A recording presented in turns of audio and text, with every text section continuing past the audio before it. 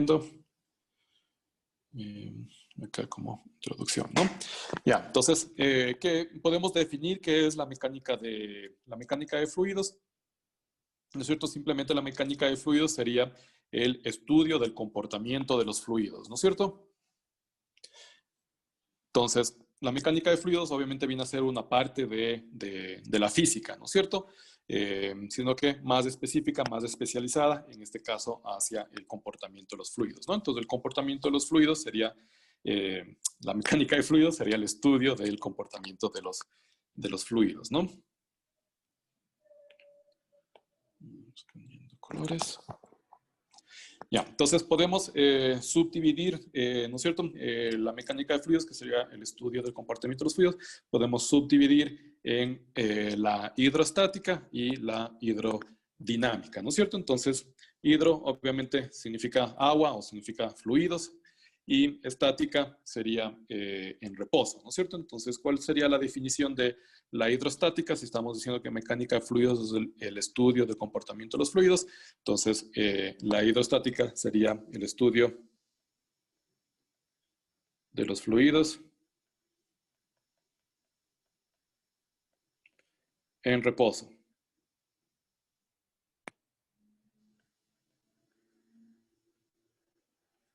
¿No es cierto? Entonces, hidrostática, refiriéndose a estática, serían los fluidos en reposo, ¿no? Entonces van a ver que la primera parte del curso es muy parecido a lo que ustedes ya vieron en estática. Van a ser conceptos o herramientas parecidas, simplemente enfocadas hacia lo que sería los fluidos, ¿no? Entonces, hidrostática, estudio de los fluidos en reposo, ¿no? Y la misma analogía podemos realizar para hidrodinámica. Entonces, hidrodinámica sería de igual manera el estudio de los fluidos, en este caso, en movimiento. De los fluidos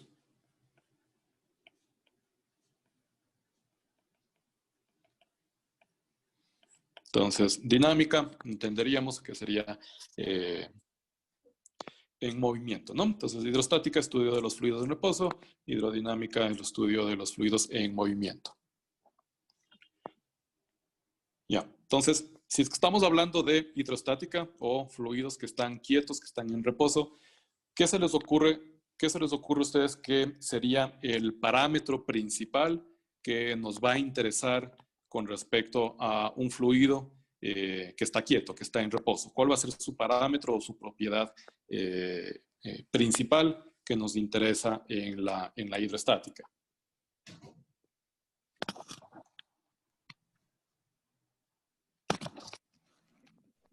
Entonces, cualquier voluntario si quiere contestar, si no, vamos viendo. Sí, dime, David. Que las fuerzas que actúen en el fluido sean igual a cero. Ya, ¿qué fuerzas actúan en el fluido? Esa es mi pregunta. Eso no sé todavía. Si el fluido está en peso. reposo, el peso, ¿verdad? Entonces, la fuerza o el parámetro principal que nos va a interesar cuando hablemos de estática, en este caso hidrostática, sería el peso del fluido, ¿no? Y a su vez, debido al peso, ¿no es cierto? El fluido puede generar una presión. Ya, entonces, cuando hablemos de hidrostática, los parámetros principales que nos van a interesar va a ser el peso del fluido y debido al peso del fluido, este puede generar una presión, ¿no es cierto? Entonces, el peso y la presión son los parámetros principales que nos interesan cuando hablemos de hidrostática, ¿no es cierto? Entonces, si vamos a estudiar a los fluidos en reposo, es decir, que nos va a interesar o vamos a estudiar el peso y la presión que generen los fluidos, ¿no? Y de igual manera, si es que vamos a hablar de la hidrodinámica o vamos a estudiar los fluidos en movimiento, ¿cuál se les ocurre que serían los parámetros o las fuerzas o las energías principales que nos interesa en el momento que hablemos o estudiemos la hidrodinámica?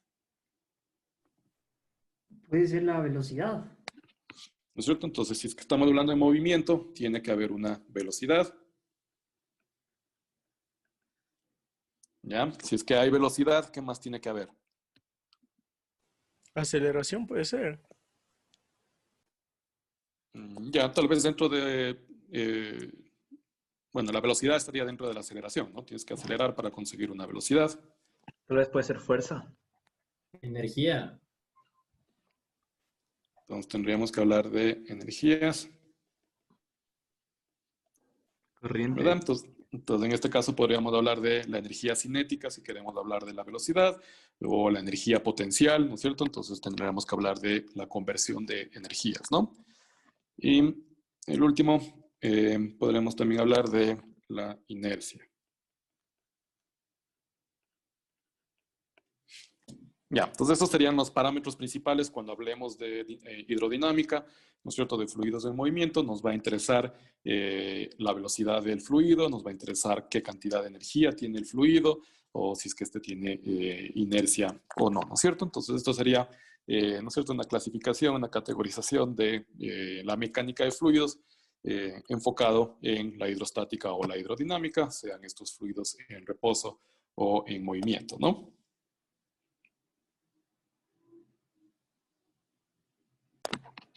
Entonces, de igual manera podemos clasificar o categorizar a qué nos referimos por los fluidos, ¿no? Entonces, los fluidos pueden ser todos los gases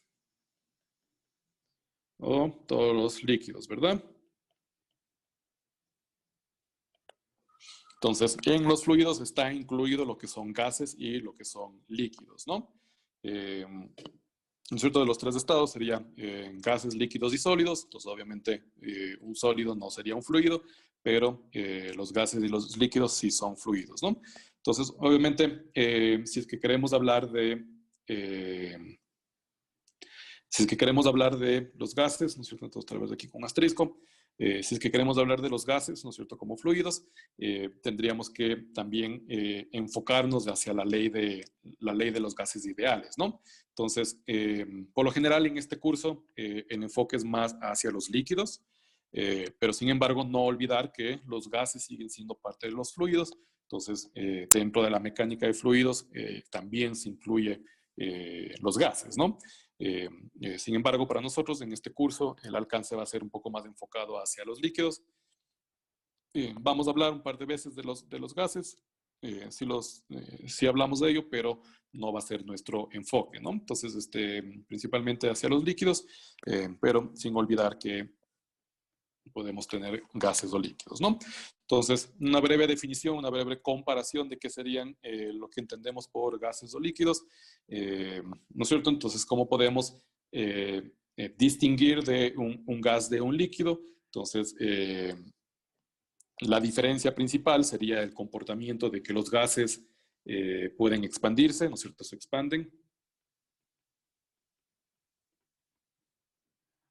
¿verdad? Entonces, si yo tengo, ¿no es cierto?, un gas en un cilindro, este gas se va a expandir en todo el recipiente, va a cubrir todo el cilindro, ¿no es cierto? Si es que tengo un gas dentro del cuarto, este gas se va a expandir en todo el tamaño del recipiente, todo el tamaño del cuarto, ¿no? O viceversa, los podemos comprimir, ¿no es cierto? Entonces son comprimibles.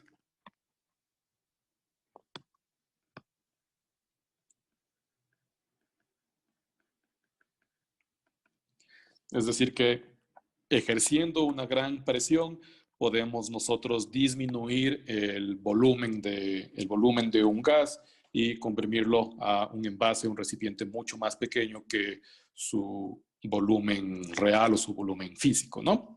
Ya, entonces, ¿cuál sería la distinción o la diferencia con el comportamiento de los líquidos? ¿No es cierto? Entonces, obviamente, los líquidos no se expanden al tamaño o al volumen de su recipiente, sino que más bien son contenidos por un recipiente, ¿verdad? Entonces, si yo pongo un líquido en un vaso, el volumen de este líquido toma la forma del vaso o toma la forma del recipiente, pero no es que se expande, ¿no es cierto? Entonces, son contenidos.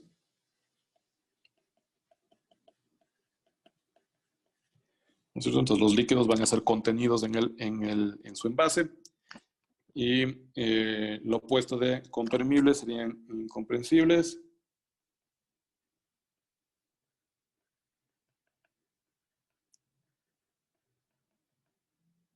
incomprensibles, ¿no?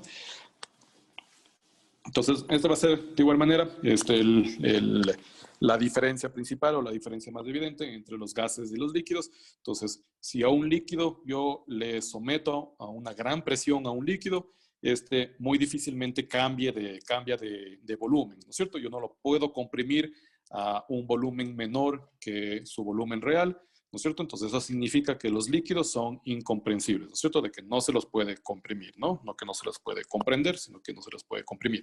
Mientras que los gases son fácilmente comprimibles, fácilmente expandibles, ¿no es cierto? Pueden cambiar su volumen y no necesariamente su volumen real es aquel de su volumen del recipiente, ¿no? En cambio, el líquido tiene un volumen más fijo, menos flexible, ¿verdad? ¿Está claro? ¿Alguna pregunta? Entonces, con eso, la clasificación o categorización de los fluidos con nuestro enfoque hacia los líquidos, ¿no? Ya, entonces de igual manera podemos clasificar o categorizar los tipos de energía que nos van a interesar. En este caso, para mecánica de fluido, nos va a interesar tres tipos de energía, ¿no es cierto? Entonces, nos va a interesar la energía cinética,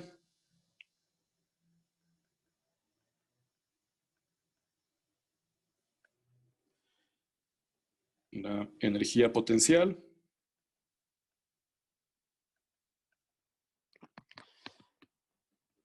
y, por último, la energía de flujo. Entonces, de la física, seguramente ustedes están familiarizados con la energía cinética y la energía potencial. Sin embargo, tal vez no tan familiarizados con la energía de flujo, ¿no? Entonces, ¿de qué estaríamos hablando? Si es que estamos hablando de energía cinética, ¿qué significa la energía cinética? ¿Quién se acuerda? Ya habíamos definido qué era la energía cinética.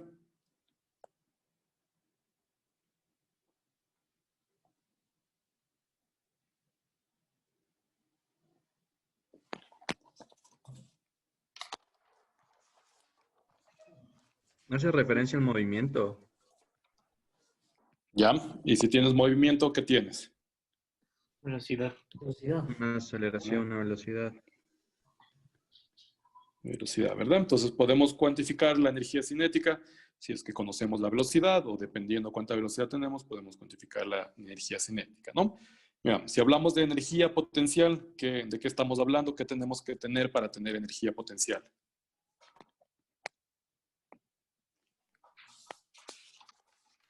Va a depender de la posición o de un punto en específico, una distancia determinada. ¿Ya? Y eso ¿en qué referencia? En elevación. Bueno, es la referencia de como que de una fuerza y por eso se mueve.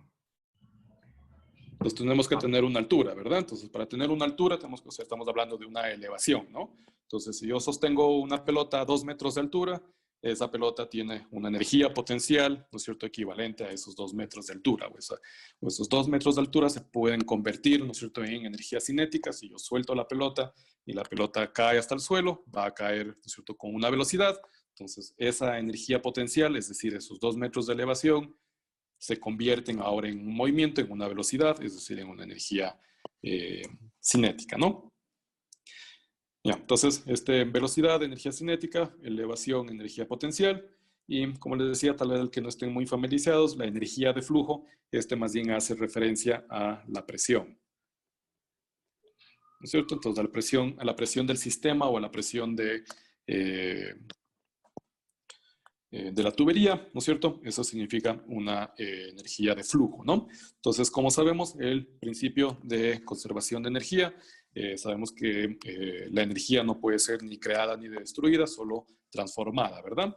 Entonces, si es que yo tengo energía cinética, puedo convertir mi energía cinética en energía potencial o en energía de flujo, o viceversa. Si tengo energía potencial, puedo convertirla en energía de flujo y energía cinética, o así viceversa, ¿verdad? Entonces, entre cualquiera de estos tres podemos tener una conversión de energías, un intercambio de energías, es decir, un intercambio entre velocidad, elevación y presión del sistema o presión del fluido, ¿no? Claro, ¿hay alguna pregunta?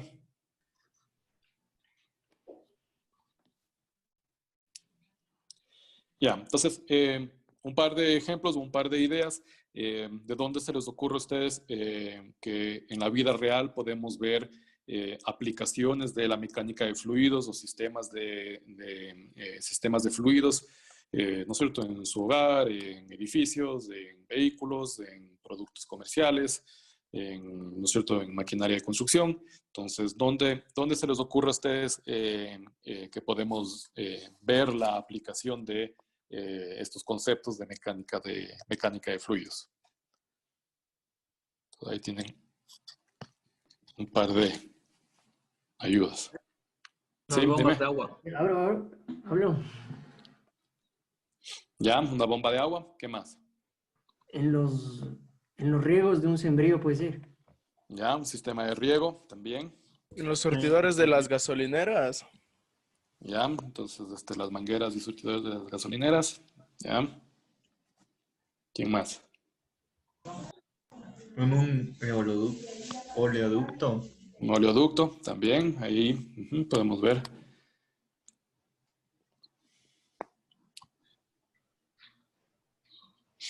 Ya, entonces, ¿no es cierto? Acá en el diagrama tenemos un ejemplo. Por ejemplo, el radiador, ¿no es cierto? Este vendría a ser el radiador de un carro, ¿no? Entonces, un intercambiador de energía. Entonces, el ventilador enfría, ¿no es cierto?, aquí al radiador de este fluido que tiene una temperatura más alta y, ¿no es cierto?,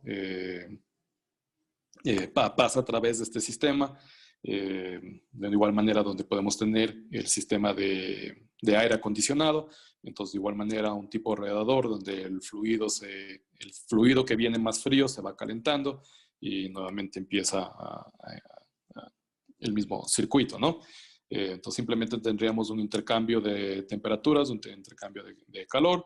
Entonces, puede ser como el ejemplo, ¿no es cierto?, un aire acondicionado, un radiador del carro, ¿no es cierto?, el sistema de tuberías para, ¿no es cierto?, el baño, la ducha, lavabo, ¿no es cierto? Entonces, de igual manera, tenemos la entrada del agua potable, podemos tener el sistema de calefón o de tanque eléctrico y, ¿no es cierto?, abastecemos el lavabo, la ducha para que obviamente tengamos agua caliente y agua fría, ¿no? Entonces, para nosotros diseñar cualquiera de estos sistemas de tuberías o sistemas de fluidos, ¿no es cierto?, vamos a tener que entender estos conceptos, ¿no? Entonces, de igual manera, las instalaciones hidrosanitarias, ¿no es cierto?, de la cocina, de la lavandería.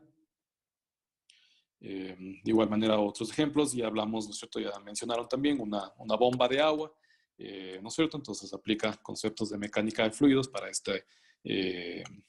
es cierto?, funcionar adecuadamente. También las maquinarias, ¿no es cierto?, la maquinaria de construcción, los tractores, brazos hidráulicos, ¿no es cierto? Entonces emplean pistones que tienen, ¿no es cierto?, fluido dentro de estas tuberías o de estos pistones y obviamente podemos amplificar entonces la fuerza o la aplicación de estas maquinarias, ¿no? De igual manera en los carros, ¿no es cierto?, podemos hablar de la dirección hidráulica. Entonces, ¿por qué se habla de una dirección hidráulica? Entonces, tenemos aquí dentro del sistema un fluido que nos ayuda a girar las llantas ¿no es cierto?, del carro. Entonces, cuando hablamos de una dirección hidráulica, significa que el volante, no es que físicamente con el volante estamos moviendo y curvando las llantas del carro, sino que el volante manda una señal al sistema hidráulico y el sistema hidráulico hace el trabajo por nosotros, ¿no? Entonces, si es que alguna vez han manejado un carro que no tiene dirección hidráulica, el volante es durísimo porque literalmente tienen que girar el volante para girar las llantas, ¿no? Entonces, la dirección hidráulica nos ayuda a girar las llantas sin tener que nosotros hacer ese esfuerzo físico, sino que simplemente a través de la señal, ¿no? Y a la vez también podemos hablar del mecanismo de frenos, ¿no es cierto? Los frenos también van a tener un sistema hidráulico, ¿no es cierto?, para reducir la velocidad.